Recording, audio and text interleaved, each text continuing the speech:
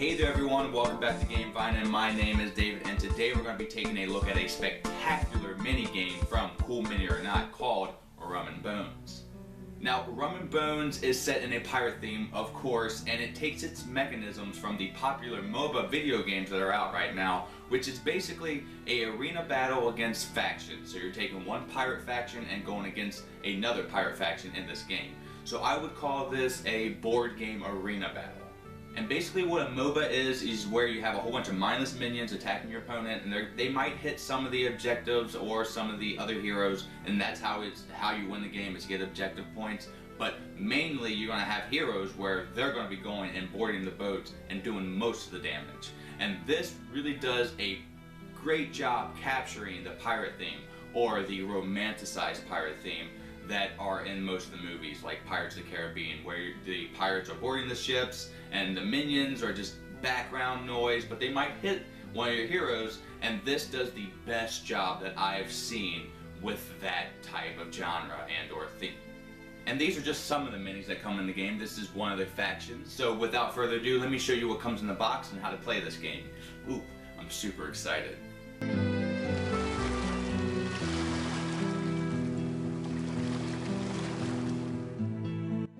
Alright, let's start with the very first unboxing of this game. I haven't done anything other than unwrap the plastic. And I want to show you this because this kind of relays to you through video how much Cool Mini really cares about their product. The minutia and attention to detail when it comes to even packaging their game is just fantastic. So you have the inserts that are unpunched here, but then you get to the boxes where the miniatures are. These miniatures are always really nice, and they want to make sure they stay nice when they get to you. So they have these cards packaged in this really neat kind of plastic bit with the dice, and then they have boxes of minis. And you pull these out, and these all have the minis in them. They have dual minis in each box, and they have another small box here which has the captains and whatnot of each team. So, and it keeps going on and on. You can see these cardboard inserts here secure the boat maps at the very bottom of the box, and that's just the packaging. Now that you've seen that, I mean, that in itself is just step one in making a good product. Now let me briefly go over all the components. So that was the packaging, pretty cool, huh? So you can see the attention to detail and the love and care they put in their games at Cool Mini or Not. With that being said though, the games are going to have a higher price point, but you get what you pay for, more bang for your buck for sure. So yes, you have to pay a little more, but look at what you get. So now let me show you exactly what the components consist of. So let's start with the cards. Each faction gets their own respective deck. The Undead Bone Devils here has their the pirates and their special abilities of every hero on the very well constructed thick cards. Again, very well made, a thick cardboard, and they have their respective deck here that they're going to be drawing from, and these are going to be power effects. So I'll get into that a little later. And then you have the kind of Davy Jones locker crew, the Well Sport Brotherhood, and they have the same thing on their side. Their respective deck as well. All the cards are very nicely done. We have two more extra large cards, and that's the Kraken and the Sea Monster, but we'll get into those a little later. Okay, so now the cardboard components. We'll start small. The hit marker counters here, the special effect markers that you might be putting on your opponents, blinding, bleeding, all that kind of stuff. These are the actual gold pieces that you're going to be collecting to do special powers, and a larger token of that sort. This is going to determine if you can summon your hero or not. I'll get into that a little later. Again, each respective team has their goal objective pieces here, and these are going to allow you to do special things, but this is what your opponent is after. That's how you get victory points. Very thick cardboard on those. The Davy Jones Well Sport Brotherhood also has them as well. The circles here, these are your spawn points, thick cardboard again. Each team has those. And the last cardboard component that we have are the planks, and these are what the ships are going to be crossing to get to the other ship. There is one that has the Sea Monster on it, but again, we'll get into that later. Almost forgot the Kraken. That is the other cardboard component within the box as well. Big long piece, and friendly heroes attack, gain +1 dice when you take it. You also get 2 victory points. And before we move on to the miniatures, they offer a set of dice, though I recommend getting multiple sets of dice. So the miniatures, the crewmates are up first, and they didn't have to do this because they are just cannon fodder.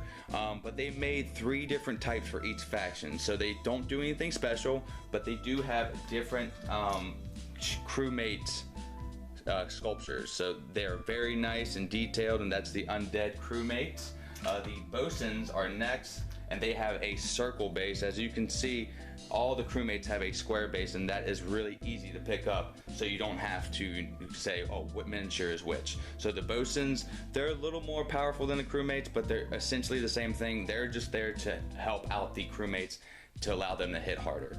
And then we get to the heroes on the Bone Devil side. So we have the big guy. This is my favorite on the undead side, and maybe within the set. He has a little tiny skeleton guy inside of him, and he has a cool whip. So that is the big bulk tank of the crew. This is the captain, really nice. I like his sword. All these miniatures are just so nicely done, and I'll go into all these a little later into the video when I start to describe the hero cards. I just wanted to show everything off during the component portion. And as you can see, they have different bases. They offer 2 different sizes of those, so you can identify what heroes you want, because later on they're going to have different mercenary sets, and you can apply these bases. I don't know what the small one is, but they do offer them. You can see them all on my other heroes. On the other side, the bosuns are like this. They're much bigger than the undead faction, but they essentially are the same thing. Let's go over these because I'm not going to show these again. Again, these are the crewmates here. They're the same there, but they have 3 different statues as well. And then I like this one right here with the squid on his head. It's pretty cool. And last but not least, the rules. It's a bit of a read, but it actually has a nice story component to it in the back here that describes what's going on and sets this theme for you. So that was a good read, and I didn't have many questions, really. I was able to resolve everything quite easily. So those are all the components. I know that was a mouthful. Now let's get into the how-to portion of the video. So this is the setup here to start the game. You put all the objectives in the middle according to the rule book, and then you put the 3 spawn points behind the middle 3 objectives, and you do that for each ship. You take the heroes and you put all the cards in front of you and their respective miniature and put them on the actual card itself. And then you end by putting the boarding planks in the middle 3 columns of each ship to connect both of them. And you also give the player their respective player deck, because they're going to be drawing from that. Now you're ready to start setting miniatures up on the actual board. So the first miniatures that you're going to be placing are the deckhands. You put 4 on each of the middle objectives to start the game. Don't worry, you're going to be placing more as the game goes along, trust me. Again, the deckhands are the squares. And you do this for each team, and now you're ready to start the game. So the rulebook really has a nice breakdown on how a player's turn will play out. It has the first one here, prepare a hero. Then the next one is fire a deck gun if you have it. Then you deploy the deckhands and bosuns, so you'll be putting more miniatures out that way. Then you'll activate those underlings, and they'll be attacking and or moving, and it shows how they actually attack right there in the back. The next one here is deploy your heroes. This is where you get to put in the big hitters, and you can only have up to 3 heroes in a boat or in the game active at one time. So if one gets knocked out during the deploy heroes phase, or 2 get knocked out, you can deploy 2 more. So that's how that works. And then you activate the heroes. Each hero gets 3 actions. So if you have 3 heroes out, you're going to have 9 hero actions. Then you unleash the Kraken. If there are any Kraken cards out, discarded on the table, you'll roll the dice, and if the number matches that number that is depicted on the cards, the Kraken will come. If it's lower, it also will come. So not all the time will the Kraken come out, but you always have to check for that step. And the last one here is draw the tide cards. This is how you can get these cards from the deck and start to alter the game. So that is how the turn will play out. Let me go over detail how that works. Okay, so the prepare hero stage is very simple. Any heroes that aren't active on the boat here get 1 piece of gold, and this helps them do their abilities, and I'll show you one of the cards right now.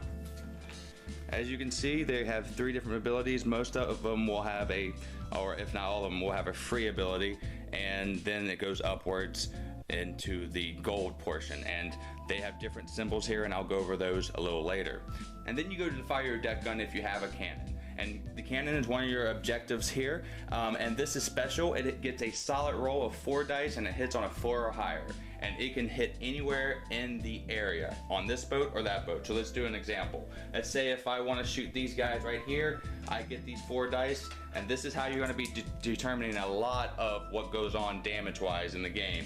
You roll them, and if it has any 4s or higher, you hit. And these deckhands and bosuns only have 1 health, so I would kill 1 deckhand and it would go away, because as you can see, the other ones are lower than 4. So once you fire your deck gun, you move on to deploy your crew. And you can only deploy on the spawn points here. They're strategically behind the objective points, because the order of attack when you're attacking a space is you have to attack the deckhands, the bosuns, the heroes, and then the objectives. So the heroes could hide out in a whole bunch of deckhands, or you can have a whole bunch of deckhands protecting your objectives, because once those are gone, they're done, and your opponent is just that much closer to winning. So when you deploy your crew, you take 2 deckhands and deploy 2 on each one. And then you get to deploy 2 bosuns, and you can place them anywhere you want. So let's say I want to put them here, and then put them here. Now bosuns allow the deckhands, if they're in the same space, to hit on a 3 or higher. See, the deckhands only hit on 4 or higher, and the bosuns themselves, they can hit on 3 or higher, and they help out the people that, well, the deckhands that are in their adjacent spot, well, their actual spot. So once you've deployed your crew, you're going to activate your crew, and they have 2 different steps: the attack phase and then the move phase. So if any place they have an enemy that they can attack, they will attack it, and if there are multiple enemies, you can choose which group that you're going to attack, or 1 hero. And then once you resolved all that attack, because again, you have to do it for this one, any ones that are able to attack, they will attack, and then they'll just move in a straight line. So the deckhands do that on their activate stage: attack and then move. There is no limit to how many figures can be in one space, so I would like you to take note of that, because it can get pretty high in numbers in one space. Now we're going to go to the interesting part. This is where you'll deploy your heroes. Again, I said that you can only have 3 heroes out at one time, and you can choose from these 5. And you again have to deploy them on the spawn points. You have a captain, you have a swashbuckler who is kind of a stealthy, crafty guy. You have the brute, of course, that's in the name. He's going to be really hard to take down and hit hard. You have the quartermaster. Those normally are kind of buff and healers. And then you have the gunner, which is you know, a high damage but low health person. And then you actually activate the heroes. Again, you get 3 actions for each one of these, and now let's go over those right now. So heroes can also do 2 different things on their turn. They can move and attack, but they do those in any order they want. On a move action, you can move 2 different spaces. So move action, I can move there and then there. You can use all 3 move actions to move 6 times if you like, and accomplish getting on the opponent's boat. Or you can do something that I like to call rigging, or the game calls it that too.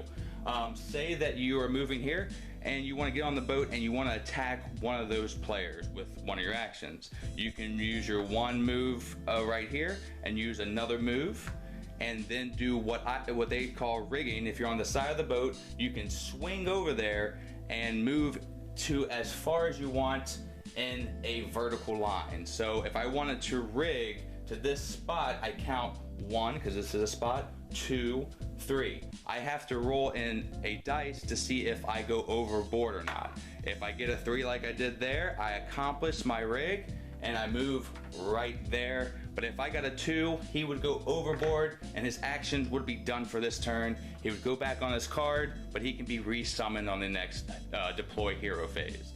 But if he successfully rigged right here, we did that in 2 different actions. We still have 1 action to do, and he will attack, and he'll attack his free action, because you need more coins to do a higher action power.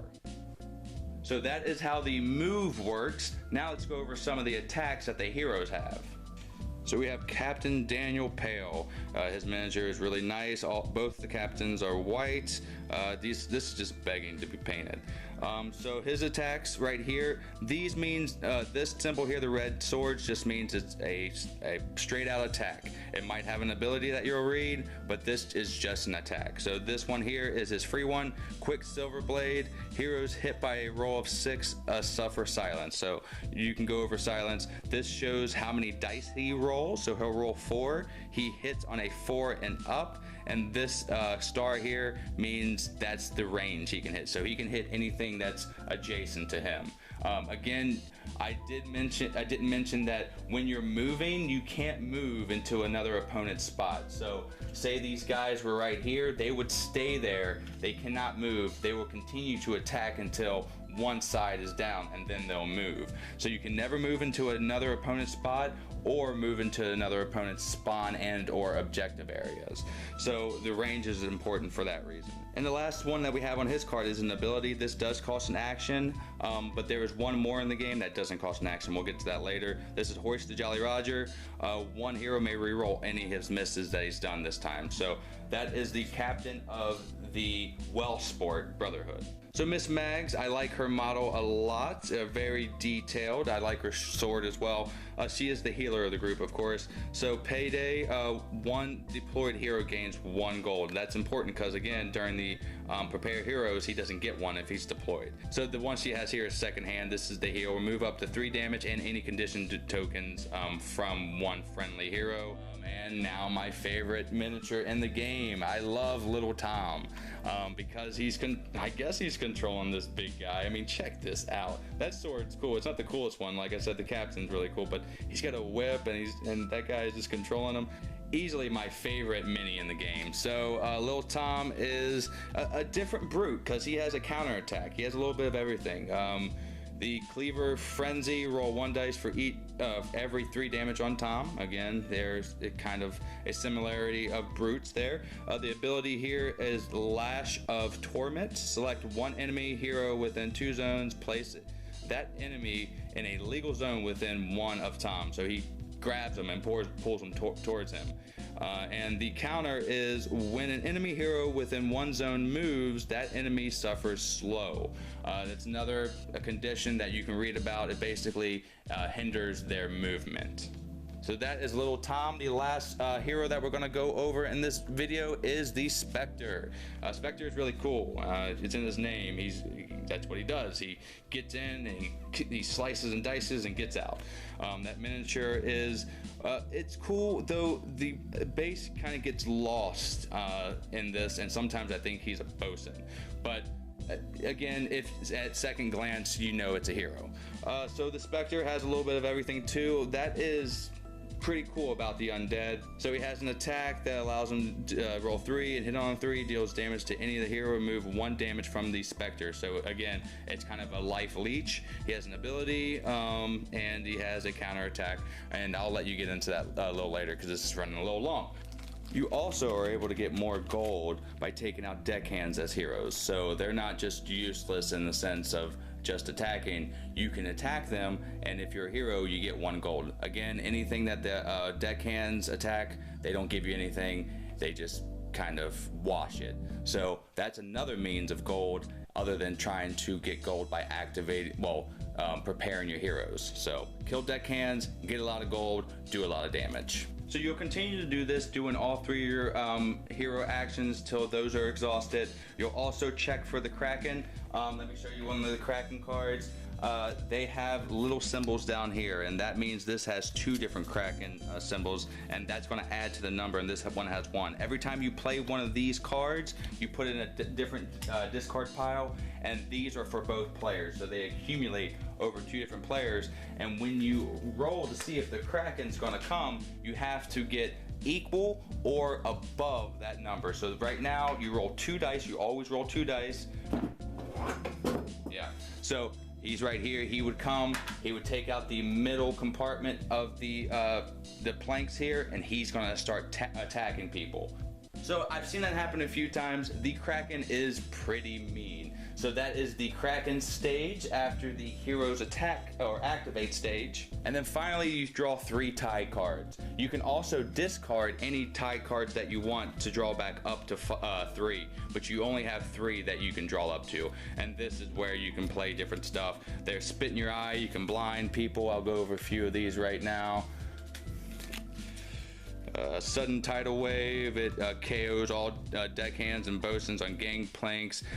This is where you can also summon the Sea Dragon monster, and he is kind of like the Kraken. He will take out one of these boards and become part of the experience, and he also attacks just like the Kraken. It's on the cards here, and it'll tell you what you have to do. Normally you're rolling dice and seeing what attack they have, because they have 2 different attacks. But they have other stuff like Unbridled Fury. You're able to roll more dice. These just amp up your attack, and it'll tell you exactly when to play it. When an enemy hero activates, play shut your gob. So does stuff like that. It consists of these cards, and each one of the decks has a different flavor to it. So yeah, that is the basic gameplay of Rum and Bones. You'll continue to do this until you get 6 victory points, and you can do that by getting them from objectives or killing monsters. As you can see, he is worth 2, and the first person to 6 wins the game, and you'll just continue to do this process, and it'll become muscle memory after so long. I do want to add, if a hero is KO'd by another hero, mind you, if it's KO'd by a deckhand, all his gold goes away. But if an opponent hero knocks out this one here, he takes all the gold and puts it on his hero card, and that's going to help him out later on. You also take one of these tokens here and put it on the green side, and this hero cannot be summoned until this is off. So during the deploy hero stage, you would flip this, and then the next deploy hero phase, you would take this off. Now you can deploy him, but no worries, you have 5 for a reason. You're always gonna, well, most of the time you're gonna have 3 on the board.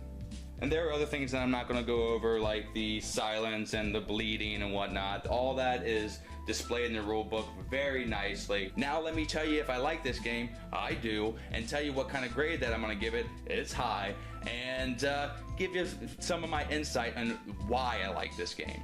Let's get to it. So Rum and Bones. Me and Rum and Bones have a instant connection, and I cannot contain my excitement anymore. I love this game. I was excited when it was on Kickstarter, and when it came out, I just needed to get my hands on this game so I could start reviewing it and showing everybody else what a good battle arena board game can be like.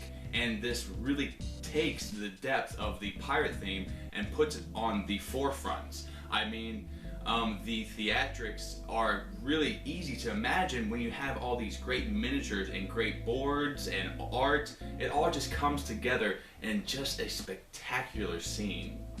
So what grade did I give it? I gave Rum and Bones a 95, and it's probably one of my favorite games of the year. It's gonna be on the top 10 list for 2015 for me, without a doubt. Where it stands, I'll get into that later, but as of right now, this is one of my favorite games of all time. I love Rum and Bones, and the only things that knock the score down from being, well, I mean, the 100 is kind of the setup and teardown time. Because you have all these components, it's gonna take a little bit of time to do that, but that is a minor quibble, which is why it's still got in the high 90s.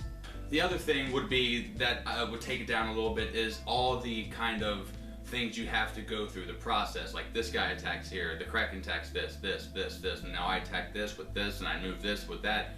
Though, again, that is a minor quibble. It did knock the score down a lot for me because that becomes so second nature. I was able to teach my wife this game, which she isn't a heavy gamer, but she got into the rules and was able to just take her own actions without me having to guide her within the first game midway through. And I'm not the biggest pirate fan out there, though I do like pirates, don't get me wrong. It's just not one of my top priority things that I seek. Though this one drew me in, and it made me love the genre because it's the Pirates of the Caribbean kind of ship battle.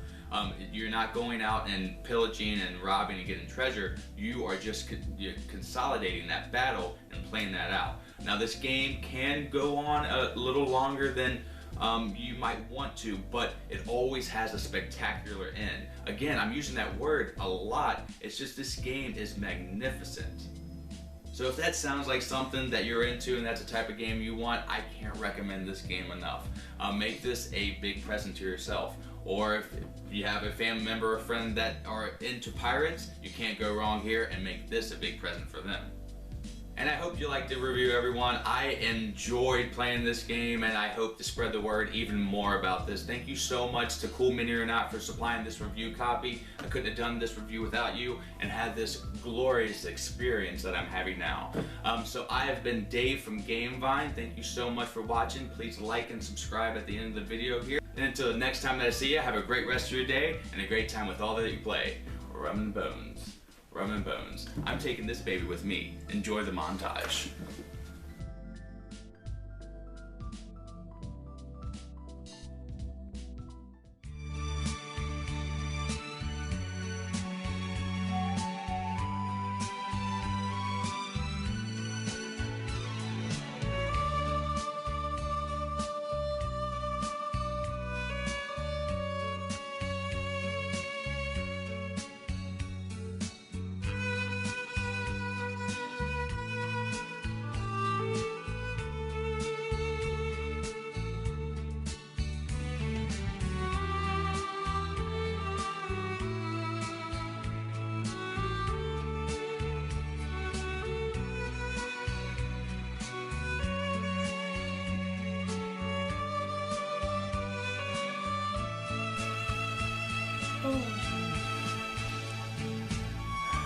Good night, my good friend.